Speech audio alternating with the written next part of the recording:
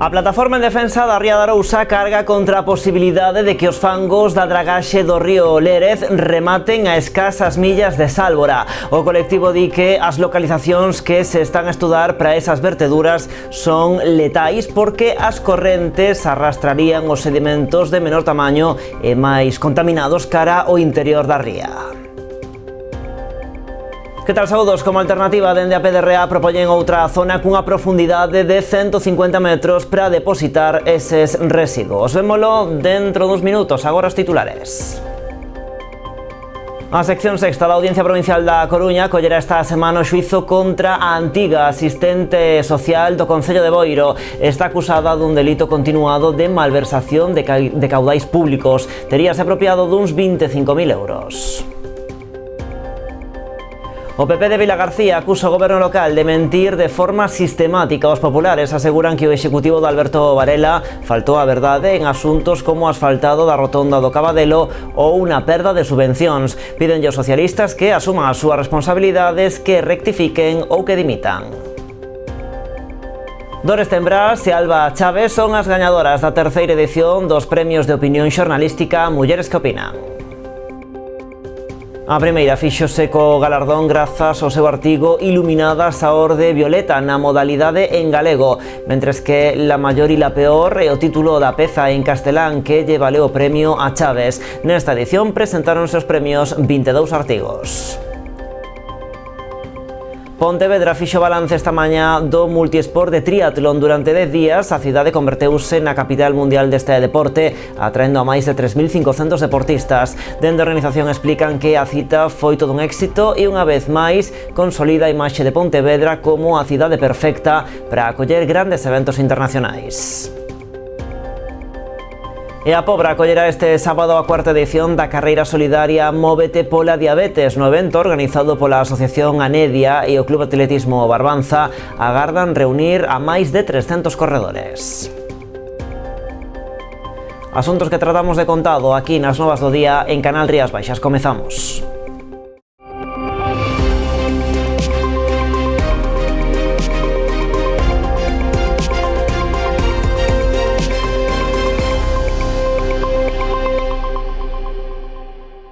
A sección sexta da Audiencia Provincial da Coruña acollerá esta semana o xuízo contra a antiga asistente social do Concello de Boiro, acusada dun delito continuado de malversación de caudais públicos. A acusada exerceu como coordinadora do Servizo de Axuda no Fogar entre o 2013 e o 2015, período durante o cal se tería apropiado indebidamente de máis de 25.000 euros. Fixo mediante o cobro aos usuarios da cota que debían aboar polo servizo, cofinanciado entre a Xunta e o Concello. Recibía os pagos en metálicos en pasar polos servizos de tesourería e intervención. Como comprobante, entregaba aos usuarios do servizo un recibo co selo do Concello, pero que non estaba autorizada. A Xunta reforzará a coordinación policial na provincia da Coruña para loitar contra os incendios forestais durante o verán. No Comité Provincial, celebrado esta mañá coa asistencia da delegada territorial da Xunta, Belén do Campo, e a subdelegada provincial do Goberno, María Rivas, avaliáronse os protocolos de coordinación entre as distintas administracións e forzas de seguridade para garantir unha resposta eficaz ante os lumes. A provincia da Coruña contará este verán con 115 brigadas, 88 motobombas, 4 bulldozers e 2 helicópteros. Trátase dun dispositivo coordinado por Medio Rural, os concellos a través dos grupos de emerxencias e os parques comarcais de bombeiros.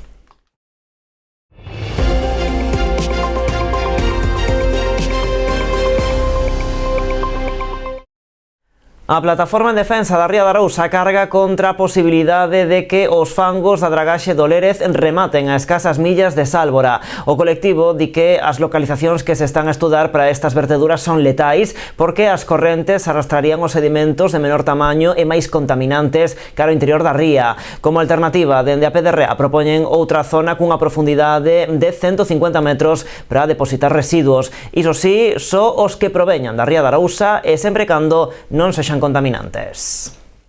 A Ría de Arousa enfrontase a unha nova ameaza que pode impactar de cheo sobre a súa riqueza e biodiversidade. Cuadragaxe do Lerez no punto de mira, o punto de vertido de Sálvora, a zona E8, podería acabar acollendo eses lodos.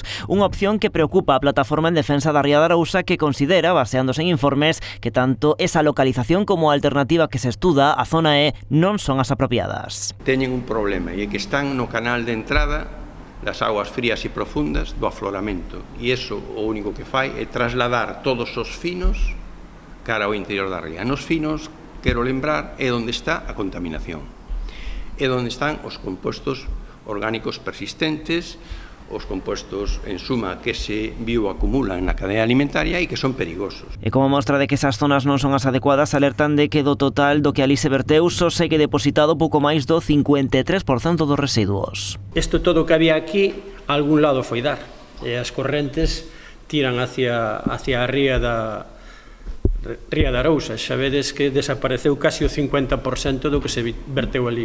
Porque está claro que no depósito que está a día de hoxe, que levades unha foto, incluso no informe que vos deron, vese claramente que a tendencia está cara a Ría de Arousa, ou as correntes. O que non é normal é que se busque un punto de depósito onde é das correntes que fai o afloramento dentro da Ría de Arousa. E aínda que consideran que o ideal sería tratar eses residuos en terra, propoñen unha alternativa na zona A. Queda fora de todas as zonas de protección, queda fora da navegación, é o punto máis profundo de todos os estudiados, ten 150 metros de profundidade e, por tanto, é o que fai menos dano ao conxunto da ría. Queda totalmente ao marxe da corrente de entrada. Iso si demandan que ali só se vertan os residuos que proveñan da Ría de Arousa. O de barrer a basura pos veciños, eso nunca foi bo. Por eso que cada un que asuma a súa merda, nós asumiremos a nosa. Ademais, piden que os refugallos contaminantes non se depositen no mar, senón que sexan inmovilizados en terra. Demarcación de Costas sacou a exposición pública o proxecto de rexeneración da praia dos Areos na Pobra do Caramiñal. A actuación, cun investimento total de 2 millóns de euros, permitirá recuperar para uso público un espazo na actualidade degradado, incluindo o derrube das antigas naves dos cataláns que se atopan nun estado importante de ruína. O proxecto de rexeneración da praia dos Areos, deseñado pola Demarcación de Costas, permitirá a recuperación dun espazo de indubidable valor medioambiental e turístico. Aínda que nun primeiro momento se pensou na conservación das antigas naves dos cataláns alí emprazadas, con alto valor histórico, finalmente non houbo opción, xa que Costas non permite concesión algunha en zonas susceptibles de inundarse. Cando cheguín aquí de alcalde, pois unha das primeiras cousas que fixen foi precisamente mirar cal era a disposición das naves, non? Si podíamos optar de algunha forma a ter unha concesión de costas sobre esas naves. Quedoume claro, despois de facer as consultas pertinentes, tanto na Demarcación de Costas de Galicia como en Madrid, en este caso, que non había ningunha posibilidad de ter unha concesión dunhas naves que están en zona inundable. O proxecto, cun investimento de 2 millóns de euros, ten como obxectivo a recuperación da superficie da praia, a eliminación do tráfico rodado na zona e a adecuación de novo do bordo litoral, coa habilitación dun paseo. Debe ser prácticamente un dos proxectos que digamos que últimamente van a ter unha cuantía deste tipo, porque hasta ahora os proxectos que está collendo Costas, polo que me decían, son xa proxectos máis pequeniños. Este é un proxecto importante. Bueno, vai a supoñer rexenerar todo o que é a zona de praia para a parte, digamos, máis do fondo dos Areos, onde estaban as naves, onde xa se interveu, pois fai cousa de 3 anos, e despois unha parte tamén para a que está máis próxima á zona urbana, que é facer un pequeno paseo peatonal, pero tamén recuperando unha parte de praia. Segundo o rexedor, suporá un cambio significativo da imaxe actual da fachada marítima da Pobra, que se sumará tamén a outro proxecto en fase de redacción, como é o da remodelación do tramo máis urbano da vila. Eu creo que vai a supoñer un cambio pois moi grande para o que é a fachada marítima, en este caso a fachada marítima natural da Pobra do Caramiñal. Temos outro proxecto, como moitos de vos sabedes, precisamente para a fachada urbana, non? Que esa igual leva un pouco máis. O que é a fachada natural, ou sea, o proxecto aí na zona dos Areos, é algo xa que está ahora, o proxecto está rematado, está en exposición pública. Eu penso que vai a ser dentro ao millor do próximo ano, pois se poden igual iniciar xa as obras. Cambiamos de asunto. O Partido Popular de Pontevedra fixo hoxe balance do que considera incumprimentos plenarios do BNG nestes 2 anos de mandato. Para Rafa Domínguez, o goberno local mantén 20 proxectos guardados nun caixón. Son, por exemplo, a reapertura de Raíña Victoria, a retirada dos lombos nas vías sanitarias, a humanización dos barrios da Parda e da Seca ou a modificación do Peperica. Lores está aislado de los problemas reales de Pontevedra y ha agudizado su sectarismo, pensando simplemente en su supervivencia y en la de su partido político, sin importarle la opinión mayoritaria de los pontevedreses. Ya no se le puede pedir que gestione el funcionamiento ordinario del concello y que sea el líder de todas las áreas del gobierno, porque ya no está para eso. Pero sí podemos exigirle un mínimo de compromiso hasta que termine su mandato para desatascar los proyectos que lleva lustros prometiendo para la ciudad. Su debilidad y sectarismo van completamente en contra de los intereses de la mayoría de los pontevedreses y creo que Pontevedra no debe quedarse anclada en el pasado y desde luego debe mirar al futuro. E o PP de Vilagarcía acusa o goberno local de mentir de forma sistemática. Os populares aseguran que o executivo de Alberto Varela faltou a verdade en asuntos como o asfaltado da rotonda do Cabadelo ou unha perda de subvencións. Pídenlle aos socialistas que asuman as súas responsabilidades, que rectifiquen ou que dimitan. Os populares de Vilagarcía denuncian o que consideran continuas mentiras do goberno local. Poñen sobre a mesa varios exemplos, comezando pola polémica do reasfaltado da rotonda do Cabadelo, cuxa titularidade está dividida a metade entre o Concello e o Porto. Aquí no PP detectan varias falsidades despois de que o executivo de Alberto Varela asegurase que o proxecto estaba elaborado e autorizado pola autoridade portuaria. Ellos dicen que habían pedido permiso y no es verdad. Es decir, ellos se lo comunicaron al puerto y en donde el puerto le contesta que como no es en la parte del puerto, que a ellos no les tienen que contar nada, o sea, no tienen permiso, ni fue una simple comunicación. Eso es una mentira. La segunda mentira dicen que es que como yo estoy en el Consejo del Puerto, que tenía que saberlo. Pues no. No, porque eso, al ser una comunicación, no es algo que vaya a ir al Consejo, ni es algo que se vaya a informar, es decir, no tenía por qué saberlo, ni lo voté. Tamén din que o alcalde mentiu cando asegurou que a subvención do skatepark era a primeira que perdían. Ya se había perdido una subvención de cerca de 100.000 euros en el 23 para los parques que estaban de las Islas Atlánticas y así, que para poder arreglarlos, esa se perdió. Se perdieron más de 2,5 millones de los fondos EDUSI. Vienen las partidas, salvo una que es de un camión que no se compró. Todas las demás partidas, hasta los 260.000 euros, son todos de los fondos EDUSI, del 18, del 20 y del 21, lo cual nos viene a dar la razón cuando decía que nosotros mentíamos. Es que por todos los lados les sale que perdieron esos fondos EDUSI.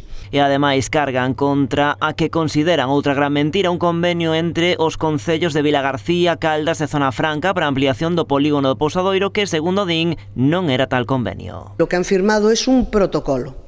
La diferencia entre el convenio es que lo tienes que cumplir. Vienen una serie de normas que hay que cumplir. En cambio, en un protocolo son meras intenciones, en donde va a decir que no están obligados las partes a cumplirlas. O sea, vendieron humo. Y lo más triste de esto es eso, el pensar que así se lo han dicho a los empresarios, así salieron después cuando vino la consellera todos ofendidos, y resulta que es que teníamos razón, es un protocolo. E con todo isto, dende o PP exixen responsabilidades ao goberno local que rectifique públicamente e que os que denominan responsables desta manipulación presenten a súa dimisión. E o Partido Popular de Boiro exixe ao Concello explicación sobre os presuntos positivos en alcolemia de 2 integrantes do goberno local. Os populares fan seco así dos rumores que hai varias semanas circulan por redes sociais, demandando dimisións ante un feito que cualifican de extremadamente grave. Responsabilidade e transparencia é o que exixe o PP de Boiro ante os presuntos casos de alcolemias positivas de 2 membros da Corporación Municipal. Os rumores trascenderon dende as redes sociais onde circulan dende hai semanas ata o pleno cando o voceiro popular expuxo a cuestión no apartado de rogos e preguntas. Durante, yo creo que un mes y medio, 2 meses, y demás andan en las redes sociales los posibles positivos en alcoholemia de 2 concejales, ¿no? En principio señalan al equipo de gobierno. Yo puedo hablar por mis compañeros, por mi grupo, y nosotros no hemos dado positivo, ninguno de nosotros. Es más, nosotros nos ofrecemos públicamente mediante los certificados digital, como tenemos todos los concejales del ayuntamiento. Podremos acceder a la página de la Dirección General de Tráfico y si las sanciones que podamos tener en esa referencia. Apelan á honradez dos responsables para que fagan público o caso e presenten a súa dimisión, tal e como exixen as súas obrigas como servidores públicos. Lo que exigimos es que si alguien ha sido, tenga la gallardía y tenga la responsabilidad de dimitir. Porque mire, el tema de la alcoholemia, aunque ayer el señor alcalde nos volvió a mentir, yo le preguntaba al señor alcalde si tenía conocimiento de alguien de su grupo. Él dice que no, pero curiosamente la conciencia del señor alcalde, en este caso el señor teniente alcalde, dice, bueno, es una falta administrativa. O el alcalde no se entera, o el otro sabe más de lo que acaba contando. Entonces, si es una falta administrativa es que alguien, y entiendo yo que será de su grupo, porque no creo que le vayan preguntando al resto de los grupos, a nosotros por lo menos nos han preguntado, que ha dado positivo. Y si ha dado positivo, esa persona ha puesto en riesgo la seguridad vial y ha puesto en riesgo la vida de viandantes o de otros conductores. Es que es muy grave. Pola súa banda, o alcalde negou ter constancia destes sucesos e animou o líder da oposición a facer gala da valentía a que alude para denunciar os feitos. Bueno, e a volta da publicidade estaremos en Portas, onde están xa cos últimos preparativos do Festival Porta América que arranca este xoves.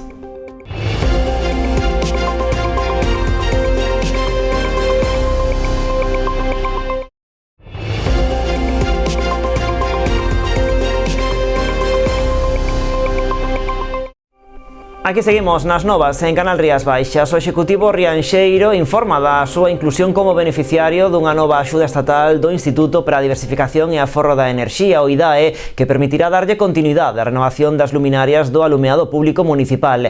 A achega ascende a preto dos 550.000 euros. Dende o Concello destacan esta importante nova que lles permitirá seguir reducindo o consumo enerxético e mellorando a calidade ambiental no municipio. Trátase dun paso, segundo din, clave para avanzar cara a un Rianxo máis sostible, eficiente e respectuoso co medio ambiente. A Asociación Boirense de Empresas vende poñer en marcha a campaña comercial Quincenas Fantásticas. Con ela busca dinamizar o consumo local durante o verán e premiar os clientes que aposten polo comercio de proximidade. A campaña desenvolverase entre o 1 de xullo e o 3 de agosto e permitirá participar en 2 sorteos quincenais de bonos de compra por valor de 500 euros cada un. O único requisito será mercar en calquera dos negocios asociados á AVE e registrar o ticket ou factura na web da entidade ave.gal. Os premios por quincena serán un bono de 250 euros, outro de 150 e un terceiro de 100. A campaña está cofinanciada pola Xunta. Cambiamos de tema. Dores Tembrás e Alba Chávez son as gañadoras da terceira edición dos premios de opinión xornalística Mulleres que Opinan. A primeira fixose co galardón grazas ao seu artigo Iluminadas a orde violeta na modalidade en galego, mentres que La maior e la peor é o título da peza en castelán que lle valeu o premio a Chávez. As gañadoras recibirán un premio de 1.000 euros cada unha. Nesta edición presentáronse os premios 22 artigos ofrecendo diferentes visións das mulleres que participaron como espectadoras do ciclo de relatorios As mulleres que opinan son perigosas, así como as temáticas que se abordaron tanto nas conferencias como nas roldas de preguntas. Os artigos tiñan que ser orixinais, escritos por mulleres e inéditos ou de xornalistas que cubriran as diferentes xornadas e publicaran nos medios nos que traballan. Seguir animando a que as mulleres opinen, a que o fagan ademais desde o eu, desde a experiencia propia, que ten un punto, se cabe, de valentía aínda maior, e tamén porque para nós, como organizadoras do foro e para todo o equipo de mulleres do Concello e da Deputación, supón unha información valiosísima sobre o que viviron as mulleres que van participar como público, sobre o que viviron as mulleres que seguiron os relatorios a través de YouTube e das diferentes canles que pon a disposición do público que non pode estar físicamente en Pontevedra. La mayoría y la peor nace de un lugar íntimo, incómodo, tierno, que se entrelaza cos recordos co amor de unha nai e unha filla. Alégrame profundamente que chegara aos corazóns de outras persoas. Supuxo a posibilidade de reflexionar algo que parece tan sinxelo, non? E leválo á escrita. Creo que poder escoitar a todas as mulleres que pasaron polo encontro foi o detonante para que hoxe eu poida estar aquí celebrando que ese artigo foi escollido. Bueno, nunha semana Pontevedra mudará o deporte pola música. Despois de 10 días mergullados no Mundial de Triatlón, a cidade acollerá 2 citas musicais de primeiro nivel. O día 8 de xullo actuará no Parque de Tafisa a cantante de fama internacional Jennifer López. Días despois, o 11 e o 12, celebrarase nese mesmo recinto o Festival Big Sound. O Concello porá en marcha un amplo dispositivo de mobilidade moi semellante ao que funcionou durante o Multiesport. Entón, o que facemos xa é aproveitar toda a infraestructura, unha parte dela, toda non, toda está por montar aínda a maioría, pero aproveitar parte da infraestructura que temos xa do triatlón e o operativo e enganchalo xa con este dos festivais. Mellor recomendar que non vayan cara a Ponte dos Tirantes porque, primeiro, hai un carril cortado e sempre vai haber máis acumulación de tráfico. Entón, que intenten non entrar nin sair por Xosé Malvar para evitar esa zona. En todo caso, garántese o fluxo de Xosé Malvar cara a Ponte de Santiago. Van os dous moi ben, a verdade, moi ben. Cifras de venta non vamos a dar ata pasado os eventos, ambos os dous. Non podemos contractualmente dar ningún dato de ventas. Despois do evento sí que poderemos dar datos asistentes. Unha vez máis, o epicentro será o treito da Avenida de Bos Aires que transcorre entre a Ponte dos Tirantes e a Ponte das Palabras. Aquí aplicaránse restriccións máis importantes coa vía pechada ao tráfico dende o 1 de xullo ata o 16. As vías perpendiculares tamén estarán bloqueadas para acceder a ese tramo concreto. Garaxes, residentes e servizos poderán acceder pola rúa Ernestina Otero como se fixo estes días. A principal novidade deste novo dispositivo será o corte dun carril da Ponte dos Tirantes entre o 11 e o 12 de xullo, así como de Alexandre Bóveda, xa que a recollida de pulseiras realizarase no recinto feiral. Todas as persoas con entrada pro festival deberán acreditarse nesta zona.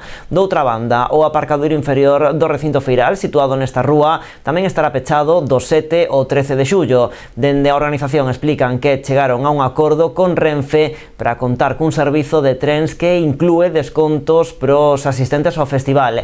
Tamén se está a xestionar un servizo de autobuses con 2 rutas, unha dende Vigo e outra dende Ferrol, pasando pola Coruña e Santiago, e ademais na zona do pabillón de deportes habilitarase un espazo para que os coches que se acheguen con xente ata o festival poidan parar para deixar os pasaxeiros e continuar co desprazamento.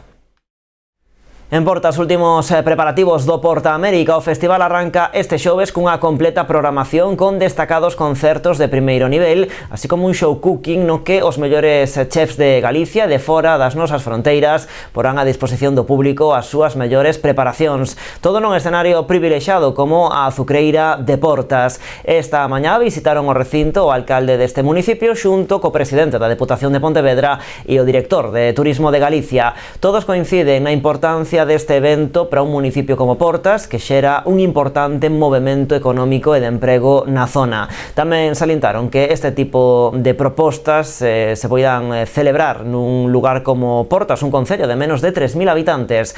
No cartel deste ano salientan as actuacións de Emilia, Lala Love You, Catriel e Paco Amoroso, Miquel Izal, Love of Lesbian ou Viva Suecia. Tamén haberá oco para o talento galego con Iván Ferreiro, Carlos Ares ou Galician Hermi, e mesmo unha chiscadela a Portas co grupo de baile senior da UNED. A verdade é que está indo todo perfecto, encanta a montaxe. Estamos a 3 días do festival, que normalmente son os días claves precisamente para rematar todo.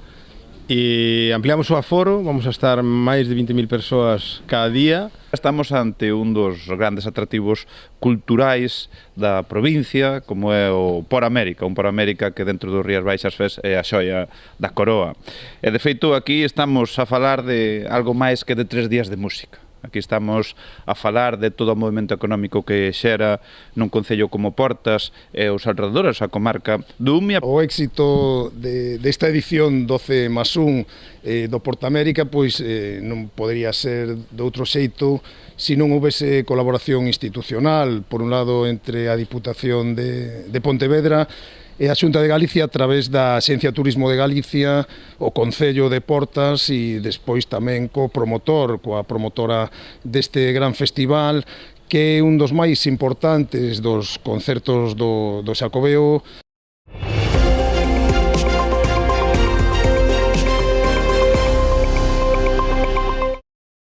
Aínda coa resaca da xornada de clausura, Pontevedra fixo balance esta mañá do multiesport de triatlón. Durante 10 días, a cidade converteuse na capital mundial deste deporte, atraendo a máis de 3.500 deportistas. Dende a organización explican que a cita foi todo un éxito e unha vez máis consolida a imaxe de Pontevedra como a cidade perfecta para acoller grandes eventos internacionais.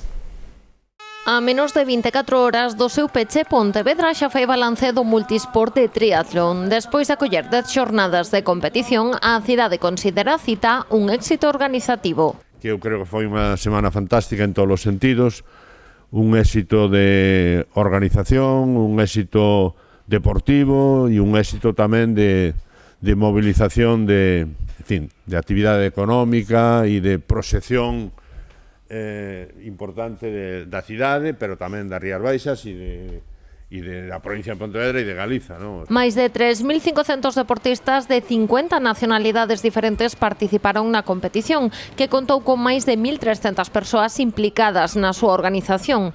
A eles hai que sumar voluntarios do programa Ofibol, militares, empregados públicos e membros do staff de operacións. Pontevedra se ha vuelto a superar y Pontevedra somos todos. Y las primeras palabras de agradecimiento de la Federación Española de Triatlón tienen que ir a todo el personal implicado del Concello de Pontevedra.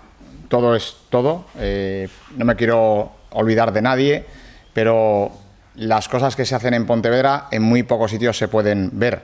La mejor marca que puede exportar una ciudad es la marca de promoción a través del deporte, porque hoy Pontevedra vale más que ayer. E iso é con lo que nos tenemos que quedar. O éxito organizativo hai que sumar os éxitos deportivos da selección española. Os seus deportistas fixéronse con 23 medallas, entre elas o ouro de Antonio Benito, veciño de Pontevedra en longa distancia, e a prata do galego Damián Suárez. El año que viene será la gran final en Pontevedra. Yo puedo decirle que las competiciones que hubo a nivel internacional después de la última gran final, todos los deportistas internacionales nos preguntaban que qué pasaba en Pontevedra, que fue maravilloso. Imagino que el año que viene va a ser todavía mejor. Pendentes de coñecer os datos do impacto económico, dende a organización destacan o impacto mediático do multisport. Máis de 1 millón de persoas de todo o mundo recibiron durante estes días contidos emitidos dende Pontevedra polas diferentes redes sociais. Dentro das celebracións de multisport que empezaron no 17, 18 Dinamarca, que fomos ali, e logo o 19 en Pontevedra, e que foron as dúas edicións máis participadas. Bueno, eu teño que decir que estou encantado da cidade, encantado da organización, encantado de toda a xente que traballou, que foron máis de 1.300 persoas. Tras pechar este capítulo, Pontevedra xa se prepara para a súa seguinte cita co triatlón. Será o vindeiro ano cando volverá a acoller a gran final das series mundiais. Hoxe o Salnés recibiu a visita dos peregrinos que están a realizar o Camiño de Santiago a vela. Os 120 participantes nesta ruta náutica fixeron parada en Vilagarcía despois de realizar a última etapa por mar deste Navega o Camiño. Está previsto que mañá rematen a súa peregrinaxe en Santiago, finalizando así unha viaxe que comezaron a principios deste mes na Rochelle. 120 peregrinos náuticos puxeron hoxe o broche de ouro a última etapa por mar da ruta Navega o Camiño. Fixérono en Vilagarcía, onde finalizaron unha travesía que comezou a primeira hora da mañá en Boiro. Para nós é hoxe un placer recibir aquí en Vilagarcía 120 navegantes que levan un mes facendo este camiño dende La Rochelle, durante todo o mes disfrutando da origen de todos os camiños. Na capital arousa foron recibidos por representantes do Concello Vilagarcián e da Mancomunidade do Salnés. Todos destacaron a importancia desta iniciativa, un exemplo de turismo responsable, vivencial e cultural. Futuro do camiño navegable, evidentemente a intención da Mancomunidade é potencialo, facer deste un atractivo máis de cara ao turismo na Mancomunidade e encantados de acoller a esta xente, todos estes navegantes, maioritariamente franceses, un mercado tamén moi interesante para a Mancomunidade, e esperemos que teñan unha xornada e unhas xornadas igual de agradables que as de hoxe, que lleváis un poquinho calor e todos a disfrutar. Xa pola tarde os peregrinos recrearon a lendaria viaxe do corpo do apóstolo Santiago nunha barca de pedra ata Compostela, coa que navegou polo Ulla ata Pontecesures. Dende ali camiñaron ata Padrón para despois de participar nunha misa regresar a Vilagarcía. Isto é froito do traballo que está realizando onde fai tempo o Concello de Vilagarcía e a Mancomunidade do Salnés, na que recentemente se asinou un protocolo en Gijón, na que todos os concellos na que se van parando as diferentes etapas, pois asinamos ese convenio de colaboración, porque dende logo sabemos que todos os camiños de Santiago teñen moitísimo éxito, pero se hai algún especial, se hai algún que ten o encanto orixinal, pois ten que ser o primixenio, a orixen de todos os camiños. É unha sorte que sexa aquí na nosa terra, no Salnés, en Vilagarcía, así que encantados de acoller a todos estes navegantes que seguro que van a repetir na nosa cidade. Mañá chegarán a Santiago a pé dende Padrón, poñendo fin así a un camiño que comezou a principios de mes na localidade francesa da Rochelle. Será a despedida por este ano da 10ª edición desta travesía do Camiño de Santiago a vela. O bon terceiro de Víctor Carrión faise coa regata Ramiro Carregal Rei Gran Trofeo Faro de Corruedo, disputada esta pasada fin de semana en augas da ría de Arousa e de Muros e Noia. Na proba que chegou este ano a súa 25ª edición participaron unha trintena de embarcacións de diferentes clubes náuticos da zona. Non tivo rival, e dende o inicio da proba o bon terceiro de Víctor Carrión do Club Náutico Punta Lagoa mostrouse intratable, facéndose coa vitoria na clase regata e por extensión na xeral. Por detrás del na súa clase entraron o Peperetes Nortemar de Xosé Manuel Millán do Real Club Náutico de Regatas de Galicia de Vilagarcía e o Siradella de Francisco Gude César Álvarez do Náutico de Portosín. Na clase cruceiro regata a vitoria foi para o Ciralla I de Ramón Barreiro do Real Club Náutico de Sanxenxo, seguido do Mauritania de Manuel Ángel Rey do Club Náutico Arousa Norte, club que tamén repetía na terceira praza co Camping Ría de Arosa de José Manuel Pombar. A última das clases, a cruceiro, houbo dominio dos barcos do Real Club Náutico de Portosín. O triunfo foi para o Bacor de Javier Villamil, seguido do Escora de Miguel Reboreda e o Montaraz. Rematada a regata, como é costume, celebrouse a entrega de premios nas instalacións do Real Club Náutico de Portosín, club organizador da proba. No acto estivo tamén o empresario Ramiro Carregal Rei, principal valedor e patrocinador da regata, que xunto co resto de autoridades presentes participaron na entrega de premios aos gañadores de cada categoría. E a Pobra acollerá este sábado a cuarta edición da carreira solidaria Móvete pola Diabetes. No evento organizado pola Asociación Anedia e o Club Atletismo Barbanza agardan reunir máis de 300 corredores. Todo listo na Pobra para acoller unha nova edición da carreira solidaria Móvete pola Diabetes, que agarda reunir a máis de 300 corredores. Dará comezo este sábado ás 9 da noite con saída dende o Porto Comercial e meta na Praza Maior. A carreira de 1000 metros para sub-14, sub-16 e sub-12 darán unha volta sola, sub-18 en adiante van a dar 3 voltas no circuito homologado. A meta é sempre na Praza Maior. Depois na categoría de pequenos, durante o circuito hai unhas partes para para facer un corte, os pequenos SU6 fan 250 metros, SU8 400 metros e SU10 sobre unha distancia de 600 metros. Esta proba deportiva conta cun dobre obxectivo: informar e sensibilizar a poboación sobre a diabetes e recadar fondos para o campamento de Anedia que este ano se desenvolverá en Porto do Son. Ten dúas finalidades, unha informar sobre diabetes e outra recaudar fondos para o campamento de verán dos rapaces e rapazas con diabetes que celebramos todos os anos. Ademais, este ano o campamento celebrarase no Porto do Son, aquí no Barbanza, co cal, temos esa oportunidade de que os rapaces de toda Galicia veñan e disfruten da nosa comunidade. A carreira, unha vez máis, faise na tarde e noite para que non haya problemas co calor e a xente pode disfrutar dun día de playa tamén aquí na Pobra, dun día de diversión e despois poda pasarse pola carreira e tamén ademais por os postos de información que temos cos distintos colexios profesionais.